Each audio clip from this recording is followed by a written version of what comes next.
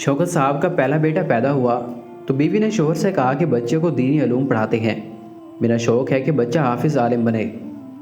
शोहर ने बीवी से कहा कि हाफिज़ आलम बनाकर उसे भूखा मारना है, मैं उसे बड़ा अफसर बनाऊंगा ताकि दुनिया का कामयाब इंसान बन जाए। शौकत साहब वापडा में आला अहदे पर फायज थे, तालीम याफ्ता और दुनियावी तौर पर कामयाब तरीन इंसान थे। बीवी दीनदार थी और शौक़ था कि बच्चे हाफिज़ आलिम बने, लेकिन शौकत साहब न माने।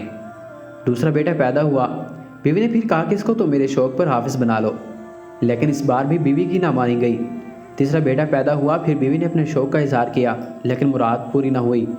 चौथा बेटा हुआ तो बीवी ने शोहर की बहुत मिन्नत समाजत की कि 3 बच्चे आपकी मर्ज़ी की दुनियावी तालीम हासिल कर रहे हैं, इस बेटे को मेरी मर्ज़ी पर हाफिज़ बना दो।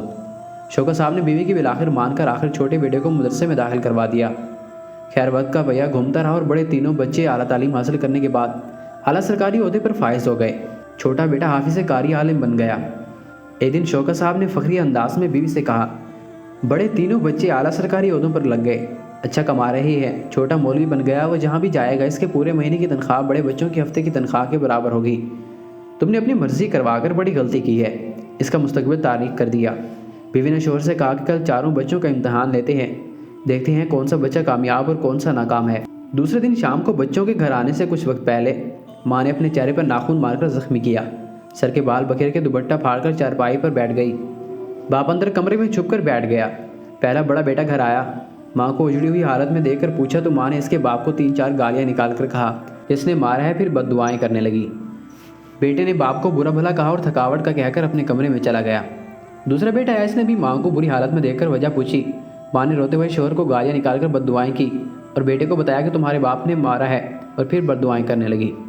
इसने भी बाप को बुरा भला कहा और अपने कमरे को चला गया। इसी तरह तीसरे बेटे को भी माँ ने घड़ी हुई झूठ की कहानी सुनाई तो तीसरा बेटा जो कि तबीयत का तेज़ था, बाप को 4 गालियाँ निकाली, बुरा भला कहा। बाप सब कुछ सुनता रहा, देखता रहा और खून के आंसू रोता रहा। इसी असना में छोटा बेटा घर आया। बेटे ने माँ को इस हालत में देखा तो एक दुख का झटका लगा और भागकर माँ के पास आकर कदमों में बैठ गया। माँ ने वही झूठी घड़ी हुई कहानी सुनाई तो बेटे ने माँ का हाथ पकड़कर समझाया कि अम्मी जान, अबू आपका सब कुछ है, बाप से भी ज़्यादा हकूक़ शोहर के हैं। अगर मेरे अब्बू ने आपको कुछ कह दिया तो क्या हो गया? अम्मी जान, आपने अब्बू को कुछ कहा होगा तो ही ये नौबत पेश आई होगी, गलती तो आपकी भी होगी। अब्बू तुम्हारा सरताज है, सब कुछ है। अम्मी जान, जिसने इतना अरसा प्यार और मोहब्बत से खुशियाँ दी, आज अगर थोड़ी सख्ती से पेश आ गया तो क्या गम है?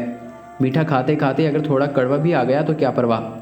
बाप सब कुछ सुन रहा था, सब कुछ देख रहा था, बर्दाश्त न हुआ, भागकर बाहर आया और अपने उसी बेटे को गले लगाकर फूट फूट कर रोने लगा। बीवी ने शोहर से पूछा कि अब बताओ। शौकत साहब को उम्र के इस हिस्से में आकर एहसास हुआ कि बीवी का फैसला ठीक था। जिन बच्चों को अच्छे मुस्तकबिल के ख्वाबों के लिए अच्छे स्कूलों में आला तालीम दिलाई, दुनिया की हर आसाइश दी, हर ख्वाहिश पूरी की, लेकिन ये भूल गए कि माँ बाप के आदाब इंग्लिश की किताबों में नहीं सिखाए जाते। माँ बाप के हकूक़ तो कुरान और हदीस करवाता है। माँ बाप से कैसे पेश आना है, उनके साथ कैसा रवैया अपनाना है, ये कुरान और हदीस से बताता है। असल सरमाया तो वो बच्चा है जिसने सफ़ों पर बैठकर अल्लाह और उसके रसूल सल्लल्लाहु अलैहि वसल्लम को पढ़ा। अपने बच्चों को दुनियावी तालीम देने से पहले दीनी तालीम दे ताकि इन्हें इस्लाम के बारे में सब कुछ पता हो। दीनी तालीम के ज़रिए इंसान ज़िंदगी और आखिरत दोनों में कामयाबी हासिल करता है।